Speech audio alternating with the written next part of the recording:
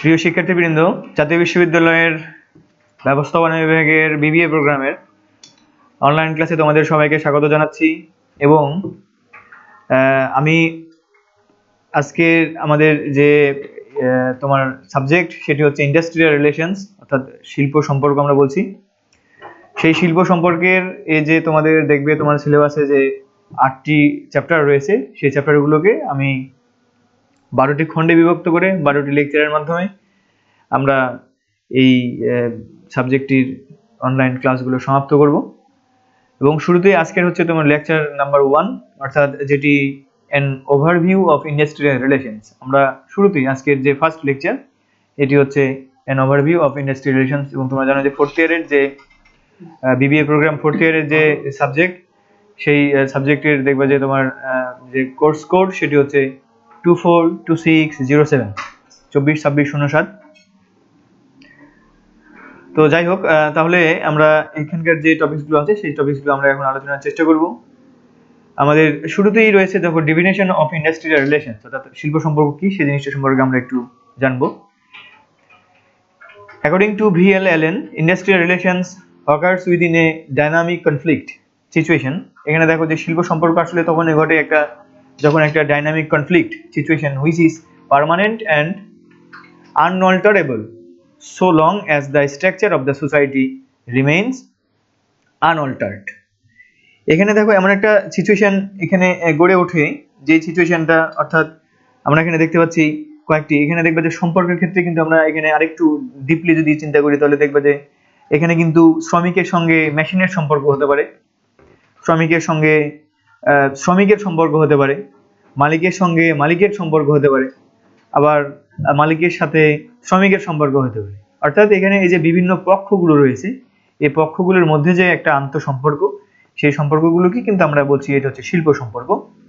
এবং আমরা এটিও করি যে আসলে শিল্প সম্পর্ক হলো আরেকটা ভাবে বলা যায় যে শ্রমিক এবং ব্যবস্থাপনার মধ্যকার একটা সম্পর্ক, যে সম্পর্ককে যা প্রত্যক্ষ এবং পরোক্ষভাবে কিন্তু এই অনেক সময় কি ইউনিয়নের যে মালিক, সেই ইউনিয়নের মালিকের সম্পর্কের উপর ভিত্তি করে কিন্তু প্রতিষ্ঠিত হয়। আবার আরেকভাবে যদি আমরা বলতে পারি, এরকম বলতে পারি যে মজুরি এবং যে চাকরির যে অন্যান্য যে উপাদানগুলো রয়েছে বা বিষয়গুলো রয়েছে, এগুলোর উপর যখন একটা মালিক পক্ষ এবং ট্রেড ইউনিয়ন, অর্থাৎ আমরা যেটা শ্রমিক সংঘ বলে থাকি, এদের মধ্যকার যখন একটা দর কষাকষি হবে, তো তার মধ্য দিয়ে যখন একটা সম্পর্কের সৃষ্টি হবে, তখন কিন্তু সেটির নাম আমরা বলতে পারি সেটি হলো শিল্প সম্পর্ক। তো দেখো এখানে আরো কয়েকটি industrial relations deals with people at work, or that industrial relations is concerned with many problems related to employer-employee relation। এই যে employer-employee যে রিলেশন, এদের এখানে বলা হচ্ছে স্পষ্টভাবে যে many problems, অর্থাৎ এই যে আমরা একটু আগে যে কথাটি বললাম যে মজুরি এবং চাকরির যে অন্যান্য বিষয়াদি রয়েছে, সেই বিষয়াদের যে সমাধান, সেই সমাধানের কল্পে যখন দর কষাকষির মাধ্যমে ব্যবস্থাপনা এবং তোমার শ্রমিকের মধ্যে যখন একটা সম্পর্ক স্থাপিত হবে, তখন সেটিকে আমরা বলবো সেটি হলো শিল্প সম্পর্ক। যাই হোক, আমরা এই সাবজেক্টের আরো গভীরে প্রবেশ করলে এই শিল্প সম্পর্ক সম্পর্কে আরো বেশি জানতে পারবো। তো তারপরে দেখো আরেকটি আমাদের উল্লেখযোগ্য সংজ্ঞা এখানে লেখা আছে যে industrial relations may be defined to be the processes. এখানে কিছু প্রক্রিয়ার কথা বলা হচ্ছে, by which human beings and their organisations interact, কিভাবে তারা প্রতিক্রিয়া ব্যক্ত করছে সেটি at the working place and broadly in society. শুধু ওয়ার্কিং প্লেস নয়, আমরা বলতে পারি যে এই ইম্প্যাক্টটা আবার সোসাইটিতে কতটুকু পড়তেছে সেটিও, to establish the terms of conditions of employment, এবং কর্মসংস্থানের ক্ষেত্রে বা শর্তের ক্ষেত্রে বা এটি আসলে কতটুকু করছে সেই জিনিসটি আমরা এখানে দেখতে পাচ্ছি। তো যাই হোক, আমরা এই ইন্ডাস্ট্রিয়াল রিলেশনসের ক্ষেত্রে আমরা যদি আরো দুই একটা জিনিস বলি তাহলে বলবো যে ইন্ডাস্ট্রিয়াল রিলেশনসের দেখো যে কর্মী, ব্যবস্থাপক এবং সরকার। এই কর্মী, এখানে সরকারের সঙ্গে কিন্তু অনেক সময় সম্পর্ক গড়ে ওঠে। এখানে বিভিন্ন পক্ষ রয়েছে এবং পক্ষগুলো সম্পর্কে আমরা আলোচনা করব। এখানে শ্রম সম্পর্ক হচ্ছে কর্মীদের সাথে কাজের এমন একটা পদ্ধতি যেখানে তারা শ্রমিক সংঘের প্রতিনিধি হিসেবে কাজ করে, এরকম কিন্তু বলা যেতে পারে যে শিল্প সম্পর্ক। তো যাই হোক, অর্থাৎ শিল্প সম্পর্ক আমরা যদি সব শেষে বলি এরকম ভাবে যে শিল্প সম্পর্ক হচ্ছে প্রতিষ্ঠানে নিয়োজিত যে কর্মীগুলো থাকবে তারা, বা প্রতিষ্ঠানে যারা ব্যবস্থাপনার মধ্যে তারা থাকবে তারা, শ্রমিক সংঘ থাকবে তারা, সরকার থাকবে তারা, এই সবকিছুর মধ্যে একটা পারস্পরিক সম্পর্কটাকে আমরা বলবো যে শিল্প সম্পর্ক। অর্থাৎ শিল্পের সঙ্গে যুক্ত যে উপাদানগুলো রয়েছে তাদের মধ্যকার যে পারস্পরিক সম্পর্ক, সেটি আমরা বলতে পারি সেটি হলো শিল্প সম্পর্ক। তো যাই হোক, আশা করি তোমরা শিল্প সম্পর্ক সম্পর্কে একটা মানে প্রাথমিক একটা ধারণা পেলে। আমরা একটু ডিপলি আলোচনা করব। এবারে আমাদের আলোচনার বিষয়বস্তু অবজেক্টিভস অফ ইন্ডাস্ট্রিয়াল রিলেশনস। এর উদ্দেশ্যগুলো কি কি তোমরা বুঝতেই পারছো যে একটা প্রতিষ্ঠানের উদ্দেশ্য যেগুলো থাকে, এই যে প্রাথমিক উদ্দেশ্য কিন্তু থাকবে যে তোমার সঠিক যে পরিকল্পনা প্রণয়ন করা হয়েছিল সেই পরিকল্পনা প্রণয়নটা সঠিকভাবে বাস্তবায়নের মাধ্যমে প্রাতিষ্ঠানিক যে উদ্দেশ্য সেই উদ্দেশ্যগুলো অর্জন করা। কিন্তু এখানে আমরা দেখতে পাই যে শিল্প সম্পর্কটা যদি ভালো না হয়, অর্থাৎ শ্রমিকের সঙ্গে শ্রমিকের সম্পর্ক, একটা মালিকের সঙ্গে আরেকটা মালিকের সম্পর্ক, বা শ্রমিকের সঙ্গে বা শ্রমিকের কি বলে মালিকের সম্পর্ক, এই যে ম্যানেজমেন্ট এমপ্লয়ের যে রিলেশনশিপস, এটি যদি ঠিকঠাক মতো না হয় তাহলে কিন্তু দেখা যাবে যে আমরা আমাদের পরিকল্পনাটা যে স্বার্থে আমরা সেটিকে প্রণয়ন করেছিলাম সেই স্বার্থ কিন্তু আমাদের ফুলফিল হবে না। তো শিল্প সম্পর্কের কিছু কিছু উদ্দেশ্য তোমরা দেখতে পাচ্ছ। কর্ডিয়াল রিলেশনশিপস, এখানে একটা আন্তরিক সম্পর্কের কথা বলা হচ্ছে, যে একটা কর্ডিয়াল রিলেশনশিপস তৈরি হবে। এই সম্পর্কটা কিন্তু মানে সকলের স্বার্থে এবং সর্বোচ্চ পর্যায়ের একটা পারস্পরিক বিশ্বাস এবং সহমর্মিতা যেন সেক্ষেত্রে অর্জিত হয়, এবং সেই পারস্পরিক বোঝাপড়ার মাধ্যমেই কিন্তু একটা সম্পর্ক সৃষ্টি করা হবে। অর্থাৎ এখানে এমন একটি সম্পর্ক শিল্প সম্পর্কটি যেটির মাধ্যমে যেন একটা সৌহার্দ্যপূর্ণ সম্পর্ক বা একটা আন্তরিকতার সম্পর্ক বা একটা কর্ডিয়াল রিলেশনশিপস তৈরি করা সম্ভব হয়। আর এটিও কিন্তু একটা এই শিল্প সম্পর্কের অন্যতম প্রধান উদ্দেশ্য। এরপরে দেখো শিল্প সংঘর্ষ বা শিল্প বিরোধ বলে থাকি আমরা, যেটাকে আমরা ইন্ডাস্ট্রিয়াল কনফ্লিক্ট বলি। সেই ইন্ডাস্ট্রিয়াল কনফ্লিক্টটা অ্যাভয়েড করার জন্য, অর্থাৎ সম্পর্কের যদি সুসম্পর্ক বজায় থাকে তাহলে কিন্তু ইন্ডাস্ট্রির মধ্যে যে কনফ্লিক্টগুলো থাকে সেই বা এরাইজ হয়, সেই কনফ্লিক্টগুলো কিন্তু দেখা যায় যে এগুলো কিন্তু খুব বেশি এরাইজ হয় না, আর এরাইজ হলেও দেখবা যে খুব অল্প সময়ের মধ্যে কিন্তু সেগুলো সলভ হয়ে যায়। অর্থাৎ এটি কিন্তু শিল্প সম্পর্কের একটা অন্যতম উদ্দেশ্য, যে যদি শিল্প সম্পর্ক ভালো থাকে তাহলে সেক্ষেত্রে যে শিল্প বিরোধ, সেই শিল্প বিরোধটা কিন্তু খুব সহজেই নিষ্পত্তি করা সম্ভব। হায়ার প্রোডাকশনের কথা এখানে বলা হচ্ছে। দেখো যে যদি আমাদের কর্মীদের যে অনুপস্থিতি, আসলে শিল্প সম্পর্ক যদি ভালো থাকে, একটা প্রতিষ্ঠানের সাথে কর্মীদের যদি সুসম্পর্ক থাকে তাহলে কিন্তু প্রতিষ্ঠানের যে অনুপস্থিতি বা শ্রমের যে ঘূর্ণায়মানতা আমরা বলি, সেই ঘূর্ণায়মানতার যে হার সেটি কিন্তু হ্রাস পায়। তাহলে সেক্ষেত্রে আমরা কিন্তু সেই সময় দেখতে পাই যে অল্প শ্রমে, অর্থাৎ শ্রমিকরা কিন্তু ফ্লুয়েন্টলি বা স্পন্টেনিয়াসলি তারা কিন্তু কাজ করতে আগ্রহী হয়, ফলশ্রুতিতে কিন্তু প্রতিষ্ঠানের যে উৎপাদন সেই উৎপাদনটা কিন্তু বৃদ্ধি পায়। তাহলে আমরা এখানে দেখতে পাচ্ছি যে যদি আমাদের শিল্প সম্পর্কটা ভালো থাকে তাহলে কিন্তু সব শেষে গিয়ে দেখা যায় যে আমাদের প্রতিষ্ঠানের যে প্রোডাকশন, সেই প্রোডাকশনটা কিন্তু অনেক বেশি হয়। তাহলে এই প্রোডাকশন বেশি করাটাও কিন্তু এই শিল্প সম্পর্কের একটা উদ্দেশ্য। এবার তো ইন্ডাস্ট্রিয়াল ডেমোক্রেসি। আসলে গণতন্ত্রের কথা যদি বলি তাহলে এখানে যে শিল্পীয় গণতন্ত্র বা ইন্ডাস্ট্রিয়াল ডেমোক্রেসি, এই ইন্ডাস্ট্রিয়াল ডেমোক্রেসি যখন থাকবে, অর্থাৎ সবারই যখন মতামতের অগ্রাধিকার দেওয়া হবে বা অংশগ্রহণের সুযোগ সুবিধা দেওয়া হবে, তখন আসলে কিছু ব্যাড সাইড থাকলেও গুড সাইডটা কিন্তু হচ্ছে যে আমাদের যে কর্মীদের মনোবল, সেই মনোবলটা কিন্তু অনেক সুন্দর হয়, বা প্রতিষ্ঠানের প্রতি কিন্তু সেক্ষেত্রে পজিটিভ মেন্টালিটি সে দেখায়, এবং ফলে এই প্রতিষ্ঠানটার যে উৎপাদন, সেই উৎপাদনে বা প্রতিষ্ঠানটার যে লক্ষ্য, সেই লক্ষ্য অর্জনে কিন্তু অনেক বেশি কনজেনিয়াল হয় এই এমপ্লয়িগুলো। তাহলে সেক্ষেত্রে এই কর্মীদের যে একটা পজিটিভ মেন্টালিটি, এই পজিটিভ মেন্টালিটি কিন্তু প্রোডাকশনের ক্ষেত্রে একটা পজিটিভ ইম্প্যাক্ট ফেলে। আর এজন্যই বলা হয় যে ইন্ডাস্ট্রিয়াল যে ডেমোক্রেসি, সেই ডেমোক্রেসিটা ধরে রাখার জন্য কিন্তু আমাদের একটা শিল্প সম্পর্কের দরকার। এরপরে দেখো এখানে বলছে avoiding strike and log out. আমরা স্ট্রাইক এবং লগ আউট কি আমরা পরবর্তী ক্লাসে আলোচনা করব। তো এই যে দেখা যায় অনেক সময় এই যে ধর্মঘট দেখা যায় বা অনেক সময় লগ আউট হয়, সেক্ষেত্রে এগুলোর মতো যে একটা কার্যক্রম বা এগুলো তো অবশ্যই তোমার প্রোডাকশনের জন্য কিন্তু অনেক বেশি বার্ডেন বা ব্যারিয়ার। তাহলে সেক্ষেত্রে এই ব্যারিয়ার বা বার্ডেনগুলোকে আমরা যদি কাটিয়ে উঠতে চাই তাহলে সেক্ষেত্রে কিন্তু অবশ্যই প্রত্যেকটা পক্ষের সঙ্গে আরেকটি পক্ষের কিন্তু একটা সুসম্পর্ক থাকতে হবে। অর্থাৎ সুসম্পর্ক সৃষ্টির মাধ্যমে কিন্তু এই যে স্ট্রাইক বা লগ আউট বা আরো যে অন্যান্য যে প্রোডাকশনের সাথে যেগুলো যুক্ত, যেগুলা প্রোডাকশনকে প্রভাবিত করে, এই ইনফ্লুয়েন্সড যে এলিমেন্টস, সেগুলোকে কিন্তু রোধ কল্পে কিন্তু এই শিল্প সম্পর্কের জরুরি এবং এখানে সুসম্পর্ক জরুরি। এবারে দেখো ইমপ্রুভ ইকোনমিক কন্ডিশন।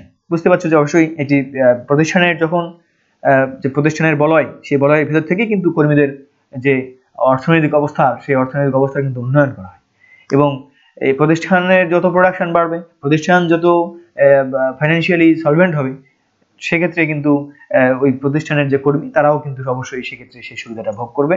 তাদের ক্ষেত্রে বিভিন্ন ইনসেন্টিভ বা বিভিন্ন ধরনের বোনাস বা এই যে তাদেরকে কিন্তু মোটিভেট করা হবে বিভিন্নভাবে, আর্থিক এবং অনার্থিক বিভিন্নভাবে মোটিভেট করা হবে।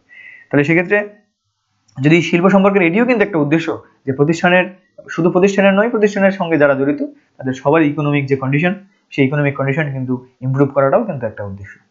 প্রিজার্ভ ইন্টারেস্ট, এখানে বলা হচ্ছে যে যে আমরা স্বার্থ সংরক্ষণের কথা বলছি, ইন্টারেস্ট যে সংরক্ষণ, সেই ইন্টারেস্ট সংরক্ষণ অর্থাৎ প্রতিষ্ঠানের যে উৎপাদন কাজের যে কর্মী এবং ব্যবস্থাপকদের মধ্যে পারস্পরিক যে সম্পর্ক স্থাপন করা হলো, ফলশ্রুতিতে দুই পক্ষের ক্ষেত্রেই বা দুই পক্ষেরই কিন্তু ইন্টারেস্টটা মানে প্রিজার্ভ করা সম্ভব হয় বা সংরক্ষণ করা সম্ভব হয়। এবারে জব স্যাটিসফ্যাকশনের একটা বিষয়, অবশ্যই প্রতিষ্ঠানের জব স্যাটিসফ্যাকশন, এখানে বলা হচ্ছে যে higher job satisfaction higher production, lower job satisfaction lower production, অর্থাৎ এখানে জব স্যাটিসফ্যাকশন যদি না থাকে তাহলে কিন্তু একটি প্রতিষ্ঠানের কর্মীদের মাধ্যমে আমরা কিন্তু যথেষ্ট ভালো উৎপাদন আশা করতে পারি। তাহলে সেক্ষেত্রে যদি জব স্যাটিসফ্যাকশনের কথা চিন্তা করি, অর্থাৎ কর্মীদের মন থেকে যদি তারা কাজ করে বা ওই প্রতিষ্ঠানকে যদি ভালোবেসে তারা কাজ করে, তাহলে সেক্ষেত্রে কিন্তু এই ভালোবাসাটা সৃষ্টির জন্য কিন্তু আমাদের শিল্প উন্নয়নের বা শিল্প সম্পর্ক উন্নয়নের কিন্তু প্রয়োজন রয়েছে। তাহলে এই জব স্যাটিসফ্যাকশনের ক্ষেত্রেও কিন্তু এই শিল্প সম্পর্কের অবদান রয়েছে, এবং এই তোমার কার্য সন্তুষ্টি আমরা বলতে পারি বা যেটা জব স্যাটিসফ্যাকশন, সেই জব স্যাটিসফ্যাকশনটা সৃষ্টি করাটাও কিন্তু এই শিল্প যে সম্পর্ক সেটির কিন্তু অন্যতম একটি উদ্দেশ্য। আর সবশেষে আমরা আলোচনা করেছি ইস্টাবলিশ গুডউইল, অর্থাৎ সবশেষে আমরা এটাই বলবো যে কর্মী এবং ব্যবস্থাপনার মধ্যে যখন সম্পর্ক বজায় থাকবে তখন সেখানে কিন্তু কর্মীদের যে ছাঁটাই সেটি কম হবে, যে ঘূর্ণায়মানতা সেটি ঘূর্ণায়মানতা হ্রাস পাবে, দক্ষতা বৃদ্ধি পাবে, সেখানে উৎপাদন বৃদ্ধি পাবে। ফলশ্রুতিতে দুই ধরনের ঘটনা ঘটবে, একটা হচ্ছে ওই প্রতিষ্ঠানের কর্মীগুলো যেমন ব্যক্তিগতভাবে তাদের উন্নয়ন ঘটবে, ঠিক তেমনিভাবে ওই প্রতিষ্ঠান আবার কর্মীদের এই যে কর্ম স্পৃহা বা কর্মদক্ষতা এর মাধ্যমে তাদের প্রোডাকশনটা কিন্তু অনেক ভালো হবে, কোয়ালিটি সম্পন্ন হবে। ফলশ্রুতিতে ওই কর্মীরাও যেমন উপকৃত হবে নিজেদের ডেভেলপমেন্টের ক্ষেত্রে, আবার সেক্ষেত্রে প্রতিষ্ঠানও কিন্তু অনেক বেশি এগিয়ে যাবে।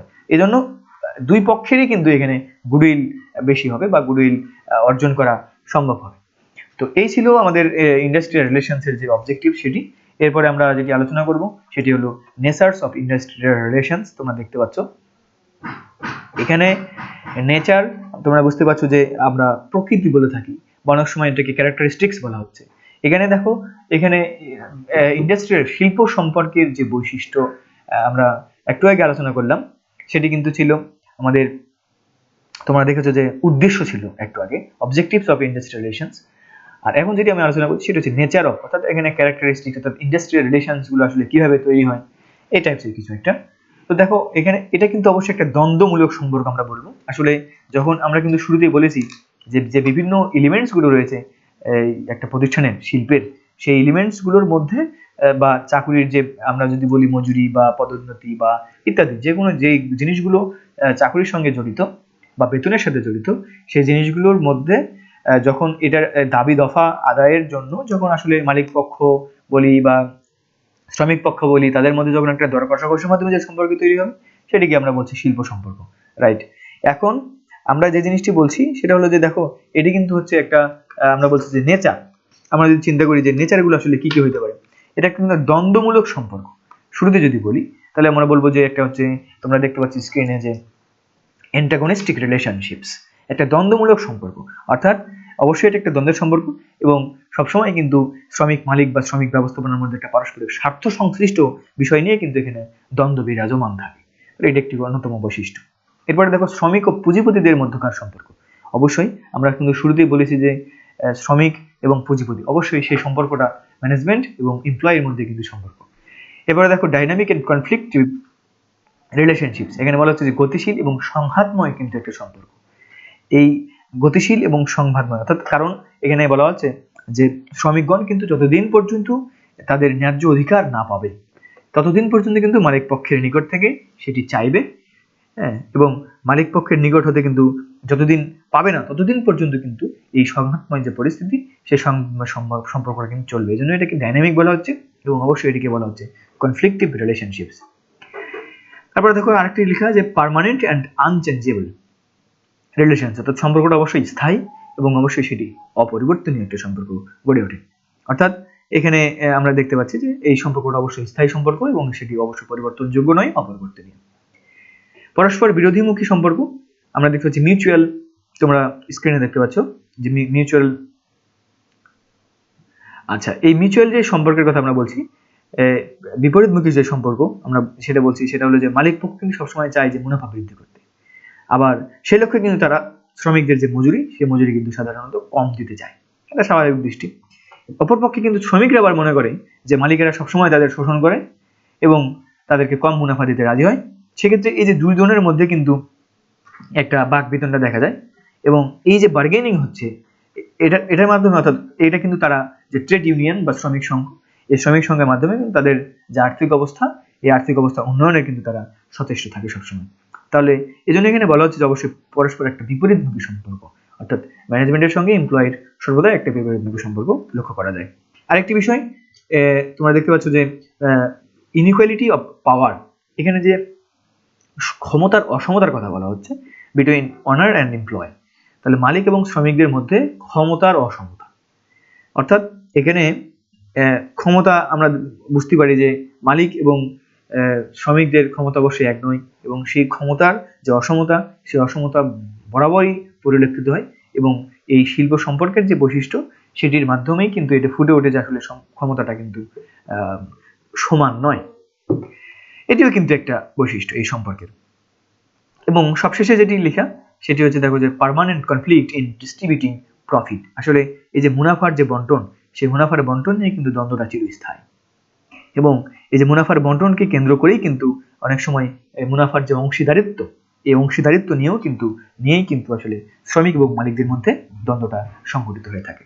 তো যাই হোক, প্রিয় শিক্ষার্থী, আমরা দুইটি জিনিস আলোচনা করলাম আজকে, সেটি হচ্ছে আমরা দেখলাম, শুরুতে দেখছিলাম যে ইন্ডাস্ট্রিয়াল রিলেশনস, তারপরে আমরা দেখলাম সেটির উদ্দেশ্য কি ছিল, এবং আমরা দেখছি যে নেচার অফ, যেটা আমরা বলছিলাম বৈশিষ্ট্য, সেই বৈশিষ্ট্যগুলো। এবারে আমরা যে জিনিসটিতে যাব সেটি হচ্ছে আসলে এটার গুরুত্ব কতটুকু, বা শিল্প সম্পর্কের, বুঝতে পেরেছো তোমরা যে একটু আগে কিন্তু আমি আলোচনা করেছি এই শিল্প সম্পর্কের যে বৈশিষ্ট্যগুলো ছিল, কি বলে উদ্দেশ্যগুলো ছিল, উদ্দেশ্যগুলোর মধ্যে থেকে কিছুটা অবশ্যই এটিও চলে আসবে, আমরা বুঝতে পারি।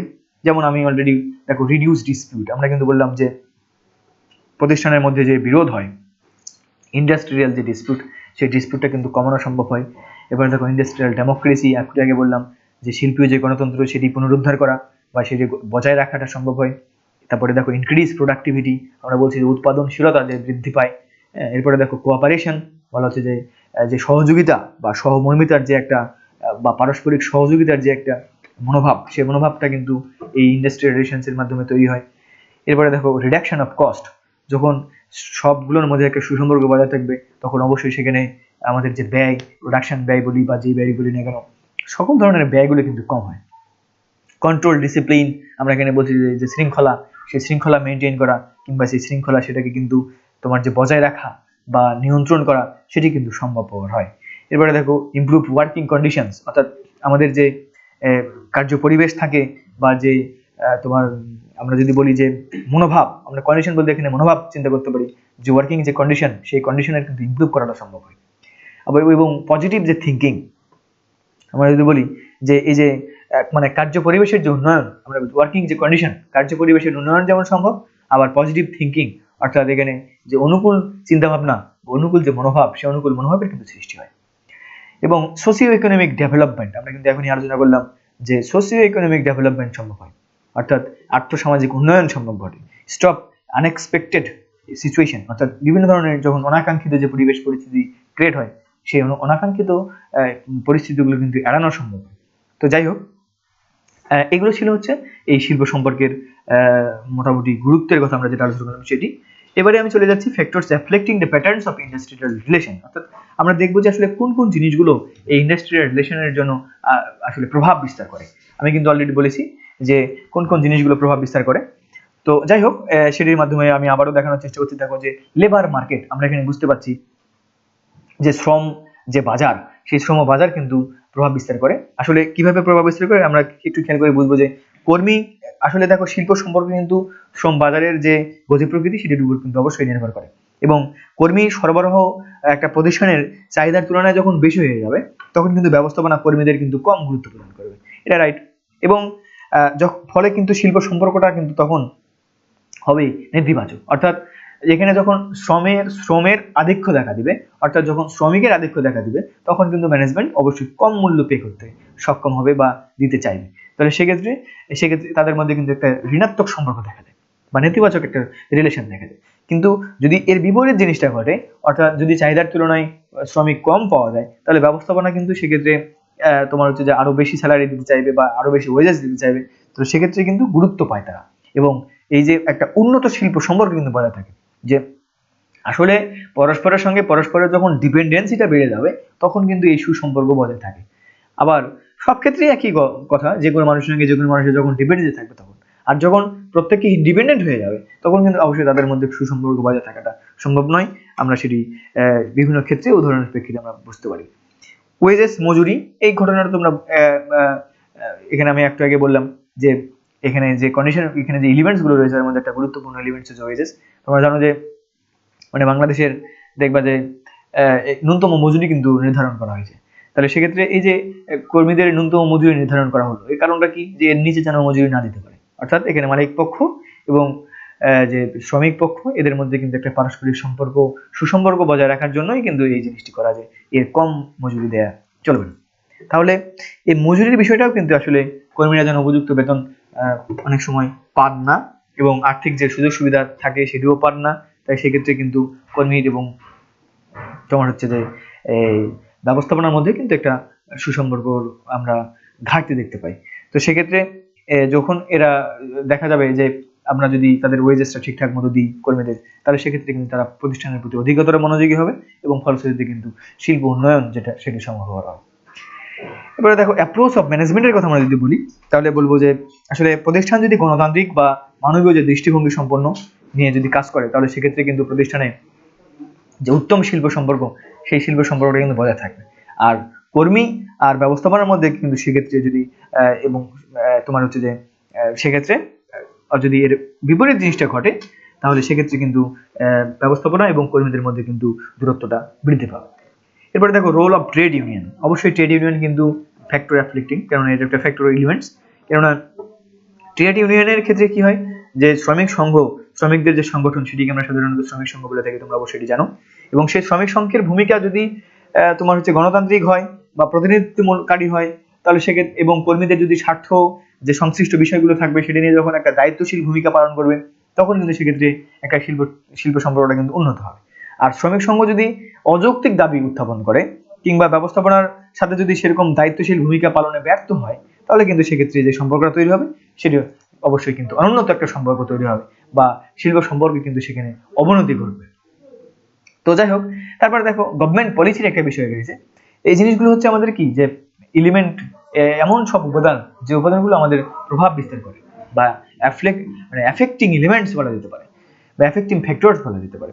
সরকারের পলিসি, এখানে বলা হচ্ছে যে কর্মীদের যে কল্যাণ, সেই কল্যাণ যদি সরকারের পরিচিতি মানে এমন যে সরকারের নীতিগুলো যদি কর্মীদের কল্যাণ বা কর্মীদের যদি স্বার্থ নিশ্চিত করে, তাহলে সেক্ষেত্রে কিন্তু শিল্প সম্পর্ক অনেক উন্নত হবে। আর যদি সেক্ষেত্রে দেখা যায় যে কর্মীদের স্বার্থ বিদ্বেষী কোনো ঘটনা ঘটতে যে কঠোর নীতি আরোপ করা হচ্ছে, তাহলে কিন্তু দেখা যাচ্ছে যে ম্যানেজমেন্ট এবং তোমার এর সাথে কিন্তু খুব ভালো সম্পর্ক তৈরি হবে। এরপরে এডুকেশন এন্ড ম্যানেজমেন্ট বা এডুকেশন এন্ড ট্রেনিং এর কথা যদি আমি বলি, তাহলে বলবো যে শিল্প এবং প্রশিক্ষণের যে শিল্প সম্পর্ক, এদের মধ্যে অবশ্যই শিক্ষা এবং প্রশিক্ষণটা কিন্তু অবশ্যই এটি কিন্তু একটা ফ্যাক্টর এলিমেন্টস হিসেবে কাজ করে। এবং সেক্ষেত্রে আমরা দেখতে পাই যে শিল্প বিরোধ কিন্তু যদি আসলে কর্মীরা যদি শিক্ষিত হয়, তাহলে সেক্ষেত্রে কিন্তু দেখবো যে শিল্প বিরোধ কিন্তু অনেকাংশে কমে যাবে এবং উন্নত শিল্প সম্পর্ক বজায় থাকবে, অন্যথায় কিন্তু সেটি সম্ভব হবে না। আবার দেখো যে সামাজিক উন্নয়ন বা সোশিও ইকোনমিক যে কন্ডিশন, সেই সোশিও ইকোনমিক কন্ডিশনের ক্ষেত্রে যে শিল্প সম্পর্ক, এটিও কিন্তু আসলে একটি প্রতিষ্ঠানের যে তোমার প্রতিষ্ঠান, সেই প্রতিষ্ঠানের কিন্তু শিল্প সম্পর্কের ক্ষেত্রে প্রভাব বিস্তার করে থাকে। যেমন যদি দেখা যায় উন্নত দেশগুলোর কথা যদি আমরা চিন্তা করি, তাহলে উন্নত দেশগুলোতে আসলে শিল্প সম্পর্ক, ওদের যেহেতু তোমার সোশিও ইকোনমিক কন্ডিশন যে দেশের ভালো হবে, সেখানে অবশ্যই শিল্প সম্পর্ক পজিটিভ হবে। আর শিল্প সম্পর্ক নেগেটিভ হবে কোথায়, আমরা বলছি যে শিল্প সম্পর্ক সেখানে নেগেটিভ হবে যখন আমরা দেখতে পাচ্ছি যে এটা আসলে ওই দেশটা অনুন্নত বা ওই দেশের সোশিও ইকোনমিক যে কন্ডিশন সেটি খারাপ। এবারে দেখো আমরা যদি দেখি যে পলিটিক্যাল যে কন্ডিশন, অবশ্যই সবশেষের যে উদাহরণটি রয়েছে বা এটা রয়েছে সেটিও কিন্তু একটা ফ্যাক্টর এলিমেন্টস এবং পলিটিক্যাল কন্ডিশনের কথা বলা হচ্ছে। অর্থাৎ একটি দেশের রাজনৈতিক যে প্রেক্ষাপট বা রাজনৈতিক দল, সেই দলের সঙ্গে যখন শ্রমিক সংঘের একটা সম্পৃক্ততা রক্ষা করা যাবে, সেটিও কিন্তু আসলে শ্রমিক সংঘের শিল্প সম্পর্কের অবশ্যই প্রভাব বিস্তারকারী উপাদান। এবং এখানে যদি আমরা যে রাজনৈতিক দলগুলো রয়েছে, যদি দেখা যায় যে কর্মীদের যদি স্বার্থ সংশ্লিষ্ট বিষয়ে কাজ, যদি দেখা যায় যে রাজনৈতিক মানে কর্মীদের মানে শ্রমিক সংঘ যেটা থাকবে সেটি যদি কর্মীদের স্বার্থ সংশ্লিষ্ট বিষয়গুলো নিয়ে কাজ না করে রাজনৈতিক দলগুলোর ছত্রছায়ায় যদি শ্রমিক সংঘের কাজগুলো করে থাকে, তাহলে সেক্ষেত্রে কিন্তু শিল্প সম্পর্কের যে অবনতি ঘটবে এটা কিন্তু অবধারিত।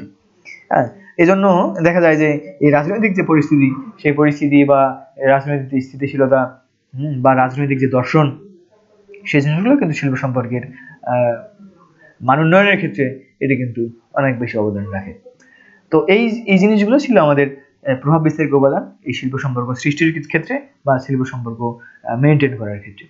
আমরা এরপরে যে জিনিসটা আলোচনা করবো সেটি হচ্ছে models or approach of IR, অর্থাৎ ইন্টারন্যাশনাল রিলেশনশিপে যে মডেলসগুলো রয়েছে সেগুলো তোমরা দেখতে পাচ্ছ। শুরুতেই আমরা বলছি ইউনিটারি অ্যাপ্রোচ। এখানে বলা হচ্ছে যে এই ইউনিটারি অ্যাপ্রোচকে এখানে কিরকম আমরা এখানে বলছি যে আমি মূল জিনিসগুলো আলোচনা করার চেষ্টা করছি। এই ইউনিটারি অ্যাপ্রোচে যে প্রতিষ্ঠানে কর্মরত সকলের উদ্দেশ্য এক এবং অভিন্ন, অর্থাৎ এই অ্যাপ্রোচে চিন্তা করা হয় যে প্রতিষ্ঠানের যারা যারা থাকবে কর্মরত সকলের উদ্দেশ্যগুলো হবে এক এবং অভিন্ন, এবং প্রত্যেক কর্মী প্রতিষ্ঠানের উদ্দেশ্যের আলোকে কিন্তু তোমার কার্যাবলীগুলো সম্পাদন করবে। এবং এ তত্ত্বে আরো বলা হয় যে শিল্প সম্পর্ক সর্বদা কিন্তু বিরোধ মুক্ত থাকবে। শিল্প সম্পর্ক কিন্তু সর্বদা বিরোধ মুক্ত থাকবে, অর্থাৎ এটা আসলে শিল্প সম্পর্কের যে একটা প্রকৃতি, একটা কার্য সম্পর্ক এবং এর যে একটা স্থায়ী কাঠামো আছে, সেই কাঠামোর উপর কিন্তু এটি আলোকপাত করে থাকবে। অর্থাৎ এই তত্ত্ব অনুসারে কিন্তু তোমার শিল্প সম্পর্কে কিন্তু প্রতিষ্ঠানকে বিভিন্ন দলের যে বক্তব্য বা মতামত উপস্থাপন করে, যেমন ধরো সংশ্লিষ্ট, এখানে মানে দুই ধরনের উপাদানের উপর ভিত্তি করে গঠিত হয়। তুমি এক নম্বর উপাদান হচ্ছে এরকম যে সংশ্লিষ্ট যে শিল্প প্রতিষ্ঠান, সেই শিল্প প্রতিষ্ঠানের বা দেশের যে অভ্যন্তরীণ সামাজিক কাঠামো, এটা একটা। এবং খতে বলা হচ্ছে যে অধস্তন কর্তৃক মূল্যবোধ পদ্ধতি কতটুকু গ্রহণযোগ্য তা নেই। অর্থাৎ এখানে দুইটি আমরা করছি।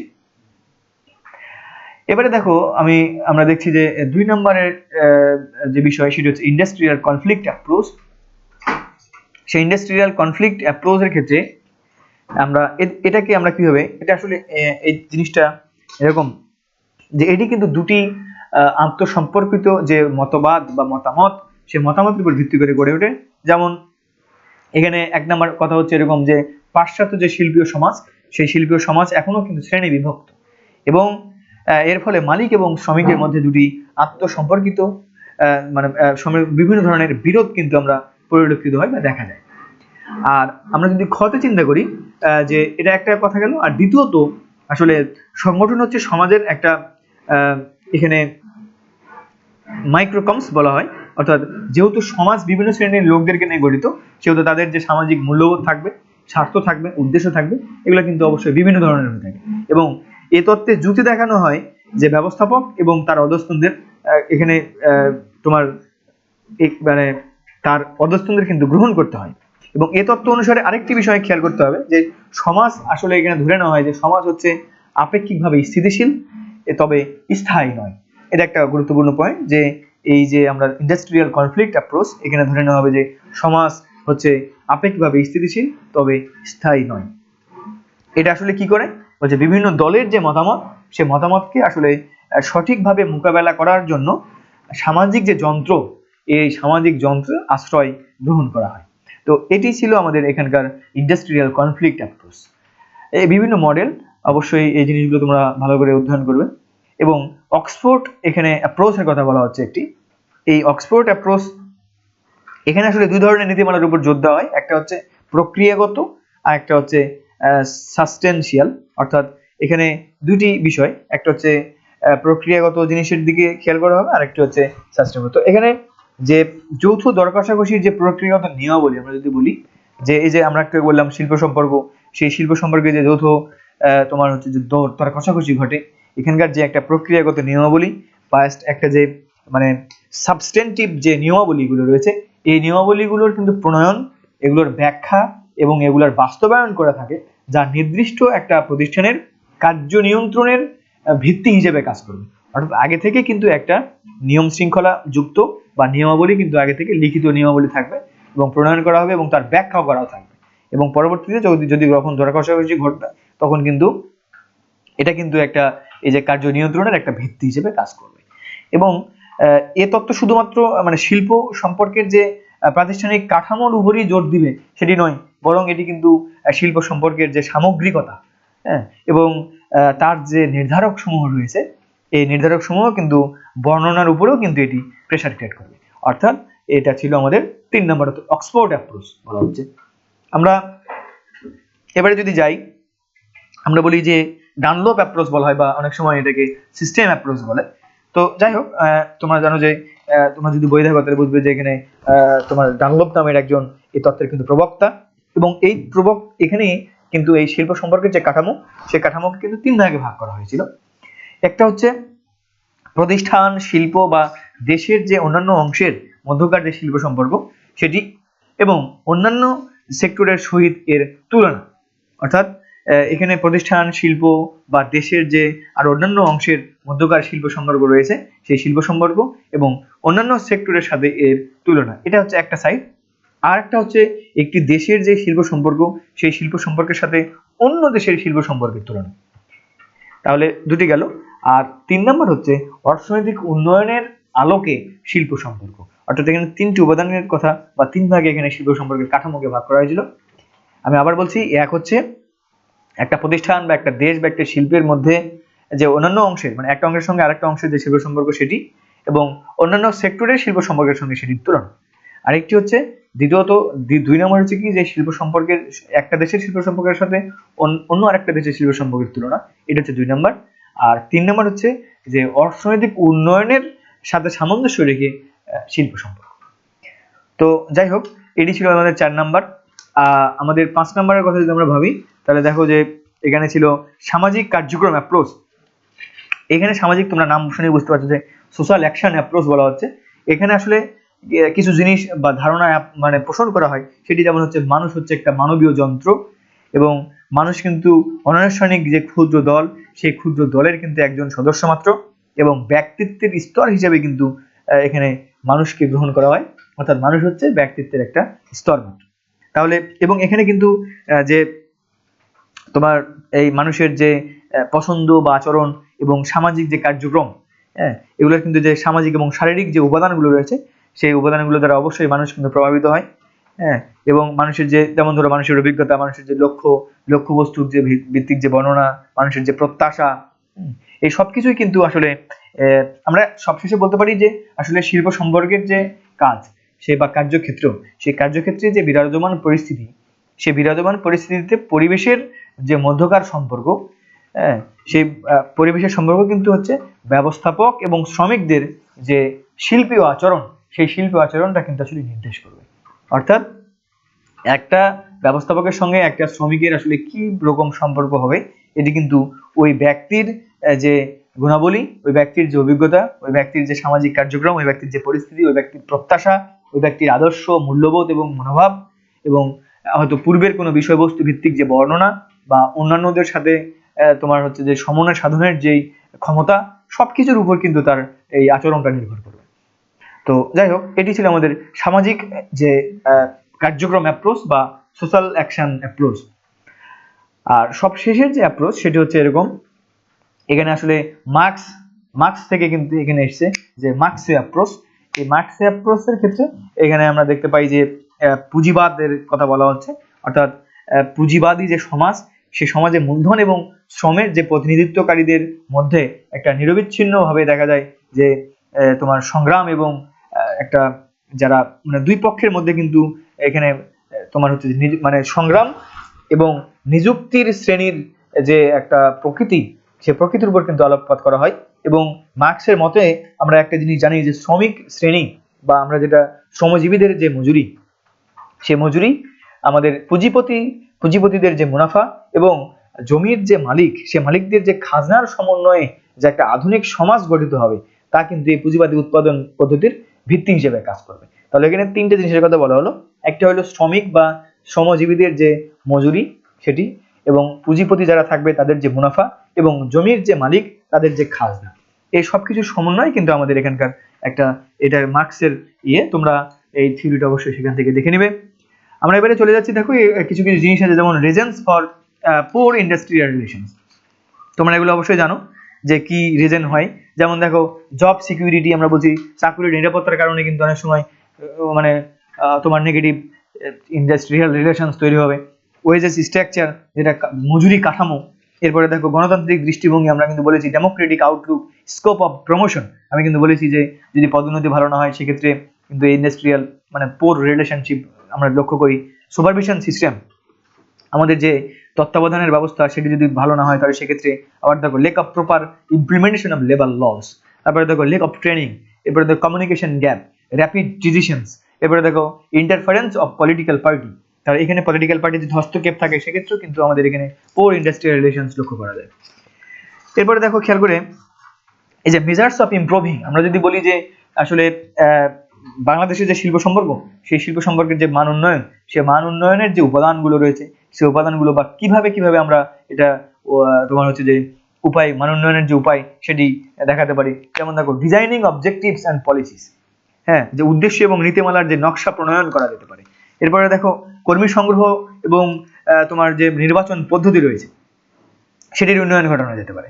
এরপরে দেখো মজুরি এবং যে বেতন, অর্থাৎ এখানে ওয়েজেস অ্যান্ড স্যালারি যে অ্যাডমিনিস্ট্রেশন সেটির একটা ভূমিকা রয়েছে, অর্থাৎ সেটিকে কিন্তু আমরা ইমপ্রুভমেন্ট করতে পারি। এরপরে দেখো ওয়েলফেয়ার ফর ম্যানেজমেন্ট, অর্থাৎ আমরা বলতে পারি যে কর্মীদের যে কল্যাণমূলক কাজ রয়েছে সেই কাজগুলো সম্পাদন করতে পারি। এরপরে ব্যবস্থাপনায় যে অংশগ্রহণ, টেকিং পার্ট ইন ম্যানেজমেন্ট, সেই জিনিসটা এখানে আসবে। টেকিং পার্ট ইন ম্যানেজমেন্ট, তারপরে দেখো মানে ইন্ডাকশন ট্রেনিং, অর্থাৎ আমরা যেটা বলছি যে বিভিন্ন সময় প্রতিষ্ঠানে যে কর্মনীতি, নিয়োগ, শর্ত, শৃঙ্খলা ইত্যাদি নিয়ে কিন্তু আমরা ট্রেনিং দিতে পারি। এরপরে দেখো সেফটি মেজারমেন্ট, অর্থাৎ এখানে নিরাপত্তার বিষয় চলে আসতে পারে, যে দুর্ঘটনা রোধে পর্যাপ্ত নিরাপত্তা ব্যবস্থা নিশ্চিত করা যেতে পারে। সেক্ষেত্রে কিন্তু আমাদের যে ইন্ডাস্ট্রিয়াল রিলেশন সেটা কিন্তু ইমপ্রুভ করবে। এরপরে রিলেশন উইথ ট্রেড ইউনিয়ন, শ্রমিক সংঘের সাথে কিন্তু একটা সম্পর্ক রাখতে হবে। এরপরে কার্যকর যোগাযোগ, তাদের সাথে কিন্তু কার্যকর যোগাযোগ রক্ষা করতে যদি করতে পারে পরস্পরের সঙ্গে, তাহলে সেক্ষেত্রে কিন্তু শিল্প সম্পর্ক উন্নয়ন করা সম্ভব হবে। এই যে নেপোটিজম এবং কারাপশন যদি আমরা রোধ করতে পারি সেক্ষেত্রে কিন্তু হবে তোমার ভালো কিছু একটা সম্ভব হবে বা সম্পর্কের উন্নয়ন সম্ভব হবে। এখানে আমরা যদি এবারে পরের টপিক নিয়ে কথা বলি, parties or actors of industrial relations, কে কে থাকে আমরা কিন্তু অলরেডি বলে ফেলেছি এর আগে যে ম্যানেজমেন্টের অনার থাকে, এরপরে দেখো তোমার হচ্ছে যে লেবার অর্গানাইজেশন থাকে, তারপরে দেখো গভর্নমেন্ট থাকে। তাহলে এই তিনটি জিনিস থাকতে পারে, একটা হচ্ছে মালিক পক্ষ, আরেকটি হচ্ছে শ্রমিক সংঘ, আরেকটি হচ্ছে সরকার। যাই হোক, এরপরে আমরা যদি দেখি যে আসলে মানে ফাংশনস রিকোয়ারমেন্ট অফ, এখানে দেখবো টপ ম্যানেজমেন্ট সাপোর্ট, এখানে বলা হচ্ছে যে আসলে functions requirement of a successful industrial relation, যদি আমরা একটা সুষ্ঠু সুন্দর একটা সম্পর্ক বজায় রাখতে চাই তাহলে সেক্ষেত্রে সম্পর্ক বজায় রাখার জন্য আসলে আনুষ্ঠানিক যে বিষয়গুলো রয়েছে সেগুলো কি, এখানে বলা হচ্ছে যে অবশ্যই সেটি টপ ম্যানেজমেন্ট সাপোর্ট থাকতে হবে, এখানে সাউন্ড পার্সোনাল পলিসিস থাকতে হবে, এখানে যে তোমার কর্মী নীতি থাকবে, শ্রমিক কর্মী নীতি, সেই শ্রমিক কর্মী নীতিটা কিন্তু অবশ্যই তোমার সুষ্ঠু হইতে হবে। এরপরে দেখো যে সুপারভিসরি যে ট্রেনিং, সেই ট্রেনিং তত্ত্বাবধায়কের যে প্রশিক্ষণ সেটি থাকতে হবে। এরপরে দেখো যে ফলো আপ দ্য রেজাল্টস, এখানে বলা হচ্ছে ফলাবর্তনের অনুবর্তন। তো এই জিনিসগুলো ছিল যে এই জিনিসগুলো যদি থাকে তাহলে সেক্ষেত্রে এটি হবে। আবার দেখো অ্যাসপেক্টস অফ ইন্ডাস্ট্রিয়াল রিলেশনস, অর্থাৎ এখানে মানে শিল্প সম্পর্কের যে বিভিন্ন দিক সেগুলো কেমন হতে পারে, বলছে build a good relationship between employees and management. এবার দেখো keep industrial piece and reduce industrial collision. তারপরে দেখো establishment and development of industrial democracy. তাহলে এই জিনিসগুলো হচ্ছে কি আমাদের এই অ্যাসপেক্টস অফ ইন্ডাস্ট্রিয়াল রিলেশনস, অর্থাৎ আমাদের যে শিল্প সম্পর্ক সেই শিল্প সম্পর্কের বিভিন্ন দিক এখানে আলোচনা করা হলো। আমরা যদি পরবর্তীতে দেখি measures to be taken by government, আসলে বাংলাদেশের ক্ষেত্রে আসলে কোন কোন জিনিসগুলো বাংলাদেশ গ্রহণ করেছে, আমরা যদি এই জিনিসগুলো আলোচনা করি তাহলে দেখবো যে ডিটারমিনেশন অ্যান্ড ইমপ্লিমেন্টেশন অফ তোমার হচ্ছে যে মিনিমাম ওয়েজেস, আমি এই কথাটা একটু আগে বলেছি, সর্বনিম্ন মজুরি হার নির্ধারণ করা হয়েছে এবং সেগুলোর বাস্তবায়ন করা হয়েছে। এরপরে দেখবো ডিসপিউটস হ্যান্ডলিং অ্যান্ড মেশিনারিজ, অর্থাৎ বিরোধ নিষ্পত্তির যে পদ্ধতি সেটি কিন্তু প্রণয়ন করা হয়েছে। এরপরে শ্রম বিভাগে যেটা আমরা বলছি যে labour welfare divisions or labour officers, অর্থাৎ এখানে অফিস করা হয়েছে, অর্থাৎ শ্রম কল্যাণ বিভাগ গঠন করা হয়েছে। এরপরে দেখো লেবার পলিসি, শ্রম নীতি নির্ধারণ করা হয়েছে। এরপরে দেখো ফ্রিডম অফ অর্গানাইজেশন, অর্থাৎ সমিতি গঠনের যে স্বাধীনতা সেই স্বাধীনতা দেওয়া হয়েছে। এরপরে দেখো ওয়ার্কার্স পার্টিসিপেশন ইন ম্যানেজমেন্ট, অর্থাৎ ব্যবস্থাপনায় শ্রমিকদের অংশগ্রহণ নিষেধ করা হয়েছে। এরপরে দেখো remove of unfair labour practices, অর্থাৎ অসৎ যে শ্রম আচরণ, সেই শ্রম আচরণটা কিন্তু পরিহার করা হয়েছে। এবং আমরা দেখতে পাচ্ছি এখানে যে অভিযোগ সমূহ পর্যালোচনা এবং সমাধান করা হয়েছে, অর্থাৎ এখানে দেখানো হয়েছে। এরপরে দেখো যে গ্রেভেন্স হ্যান্ডিং, হ্যাঁ, এরপরে দেখো যে ইনঅ্যাক্টমেন্ট অফ লেবার লস, অর্থাৎ শ্রম আইনের যে প্রণয়ন সেটি করা হয়েছে। এভাবে আমরা দেখতে পাই যে সরকার আসলে স্পেশাল কিছু তোমার দেখো সব শেষে লিখেছি আমরা যে special proclamation made by government if any, যদি সরকার এবং অন্য কারো দ্বারা বিশেষ কিন্তু ঘোষণা প্রদান করা হয়ে থাকে অনেক সময়, এই জিনিসগুলো করা হয়েছে সরকার কর্তৃক বিভিন্ন পন্থা, সেই পন্থা আমাদের এই যে উত্তম শিল্প সম্পর্ক, সেই শিল্প সম্পর্ক প্রতিষ্ঠায়। তো যাই হোক প্রিয় শিক্ষার্থী, তোমরা এতক্ষণ আমার সঙ্গে ছিলে অনলাইন ক্লাসে, তোমাদের সবাইকে আমি ধন্যবাদ জানাচ্ছি। এবং আজকের এই যে আমরা 1 নাম্বার ক্লাস নিলাম বা 1 নাম্বার টপিকস নিয়ে আমরা আলোচনা করলাম। আমরা লেকচার 1 ছিল এটা আজকেরটা, আবার তোমাদেরকে লেকচার 2 তে দেখার জন্য তোমাদের আমন্ত্রণ জানিয়ে আজকের মতো বিদায় নিচ্ছি। সবাই ভালো থাকবে।